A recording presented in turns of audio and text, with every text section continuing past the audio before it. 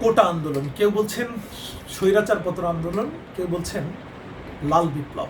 যে যাই বলুন, এই গণ অভ্যুত্থান যে ক্ষত সৃষ্টি করে গেছে সেই ক্ষত মুছতে অনেক সময় লাগবে। একটা অবিশ্বাস্য গল্প আপনাদেরকে শোনাতে চাই এই মুহূর্তে। আমি যেই বাসাটিতে রয়েছি, এই বাসাটিতে অর্থাৎ দুই বোন, খালাতো দুই বোন, তারা একজন হচ্ছে কয়তলা, এটা 7 তলা, আর একজন হলো 9 তলায় থাকে। তো 19 জুলাই যখন সারা দেশে অগ্নিস্ফুলিঙ্গ আন্দোলনের চলছিল, যখন গোলাগুলি চলছিল ব্যাপকভাবে, তখন কৌতূহলবশত এই হেলিকপ্টার যাচ্ছিল মোহাম্মদপুরের এই বসিলা ব্রিজের উপর দিয়ে। এই ব্রিজের যেই হেলিকপ্টার দেখার জন্য দুই বোন বিকারুন্নেসা স্কুলের পড়াশোনা করছে, একজন এবার এইচএসসি পরীক্ষা দিচ্ছিল, আরেকজন ক্লাস 6-এ পড়ছে ধানমন্ডি শাখায়। একজনের নাম আয়েশা আর একজনের নাম নাজ। এই দুই বোন প্রথম দিকে কৌতূহলবশত বারান্দায় ছিল, তখন তাদের মা ডেকে ভিতরে নিয়ে আসে। তারা বেডরুমের ভিতরে তখন প্রচণ্ড গোলাগুলির শব্দ পেয়ে তারা ভিতরে চলে আসে। এক পর্যায়ে এই দুই বোনের গায়ে একটি গুলি এসে লাগে এবং সেই গুলিতে ক্ষত বিক্ষত হয়ে যায় তাদের পা। আমরা একটু দেখাতে চাই, দুই বোনই কিন্তু এখন একই জায়গায় শয্যাশায়ী, দীর্ঘদিন ধরে পঙ্গু হাসপাতালে চিকিৎসা নিয়েছে। এবং আমরা একটু যদি একটু কি দেখানো সম্ভব, এই পাটার অবস্থা কি? আস্তে আস্তে ব্যথা পায় না একটু, আমরা একটু দেখাতে চাই যে গুলি লেগে কি অবস্থা হয়েছে এই পা দুটোর। মানে বাসার ভেতরেও যে, বেডরুমও যে অনিরাপদ, এরকম সম্ভাবনাময়ী দুইটি শিশু, দুইজন শিক্ষার্থী, বিকারুন্নেসা স্কুল অ্যান্ড কলেজের শিক্ষার্থী, তাদের অবস্থা হলো এই।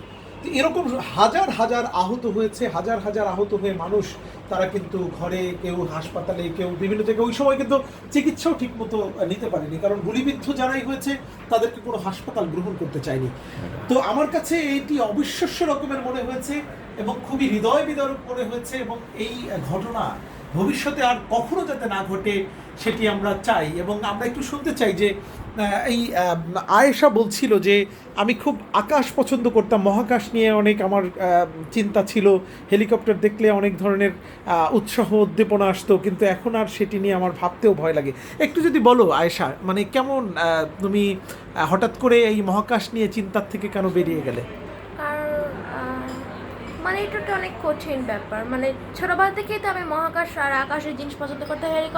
হেলিকপ্টার, এয়ারপ্লেন, রকেট ইত্যাদি আমি সব কিছুই পছন্দ করতাম। এখন ওদের এগুলোর কথা শুনে আমার মানে পেট খারাপ হয়ে যায়, মাথা খারাপ হয়ে যায়, সব কিছু মানে কাঁদার ইচ্ছা হয়, ভয় লাগে অনেক। অনেক ধন্যবাদ। তোমার পাটাও তো ক্ষতবিক্ষত হয়েছে, একটু যদি বলো কি প্রত্যাশা করছো সরকারের পক্ষে? আমি সরকারের কাছ থেকে একটা সুষ্ঠু বিচার প্রত্যাশা করছি। আমার চিকিৎসার একটা সঠিক একটা চিকিৎসা ব্যয়, জি চিকিৎসা ব্যয় বা সরকারিভাবে এটা দেখা হোক, বা আমার একার না, যারা আহত হয়েছেন তাদের জন্য সরকারিভাবে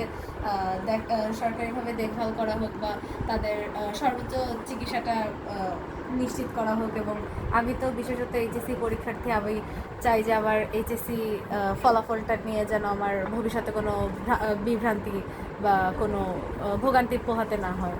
আমি অনেক ধন্যবাদ নাজ, তোমার জন্য অনেক দোয়া থাকলো। তুমি দ্রুত সুস্থ হয়ে ওঠো, এবং আয়েশা তুমিও দ্রুত সুস্থ হয়ে ওঠো।